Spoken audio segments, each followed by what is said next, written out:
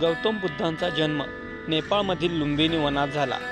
त्यांच्या पित्याचे नाव शुद्धोधन आणि आईचे नाव मायादेवी होते. गौतम बुद्धांचे मूळ नाव सिद्धार्थ होते.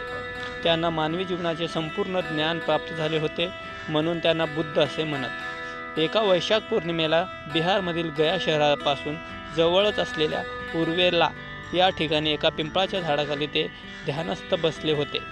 त्यावेळी त्यांना बोधी प्राप्त झाले. बोधी म्हणजे सर्वोच्च ज्ञान. त्या पिंपळाच्या वृक्षाला आता बोधिवृक्ष असे म्हणतात. तसेच उर्वेला या स्थानाला बोधगया असे म्हणतात. त्यांनी त्यांचे पहिले प्रवचन वाराणसीजवळ सारनाथ येथे दिले. या प्रवचनात त्यांनी जो उपदेश केला त्यास धम्म असे म्हटले जाते. या प्रवचनाद्वारे त्यांनी धम्माच्या वक्राला गती दिली, म्हणून या घटनेला धम्मचक्कपवत्वात असे पाली भाषेत म्हटले जाते. गृहस्थ जीवनाचा त्याग करून संघात प्रवेश करणाऱ्या त्यांच्या अनुयायांना भिक्खू असे म्हटले जाते.